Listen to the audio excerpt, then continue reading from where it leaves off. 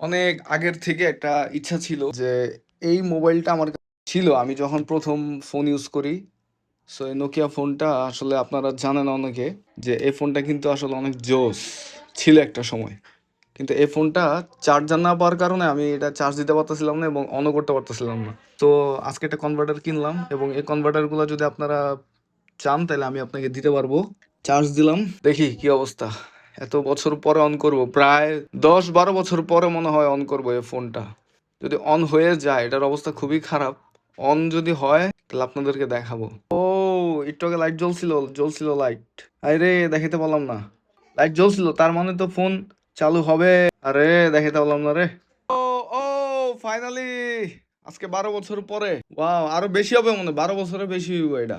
ওহ, এটা তখন আমি, এটা তো নখ দিয়া টাচ হইতো, কোনো রকম একটা স্ক্রিন পেপার লাগা রাখছিলাম। বাট চেঞ্জ করব দেখি আস্তে আস্তে এটারে। ওরে ভাই দেখি, এটা তো চার্জিং লগো আইছে মাত্র, তারপর অন যে হইছে, ডিসপ্লে একদম ওকে আছে। ওয়াও, সেই পুরোটা ওপেন করার পরে গাইস দেখাচ্ছি ভিডিওটা। ও, অন হয়ে গেছে ফাইনালি। এ এ রে, ডিসপ্লেতে কি প্রবলেম হয়ে গেল নাকি? ও না, চার্জ কম। নোকিয়ার সেই বিখ্যাত রিংটোন শুনলাম। আচ্ছা, চার্জ একবারে হোক তারপরে গাইস দেখাচ্ছি। Finally guys, surprise! ওয়াও, আজকে অনেক বছর পর এই যে এখান থেকে লক হয়। ওয়াও, একদম ওকে কন্ডিশন আছে। সেটিংস জোস। দেখার পালা হচ্ছে ক্যামেরা স্লো, বাট এটা ওই যুগের ছিল একদম, মানে টপ নচ।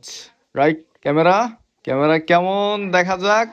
কিরে, এটা মনে হয় একটু, এত ক্যামেরা অন হয়েছে, আনএবল টু অ্যাক্সেস।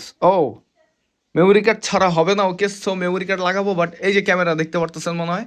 আও, মানে চমৎকার, চমৎকার একটা ইমোশন, তাই না? যে নোকিয়া মোবাইল ইউজ করা। ভিডিওটা ভালো লাগলে সবাই একটু শেয়ার টেয়ার করে দিয়েন।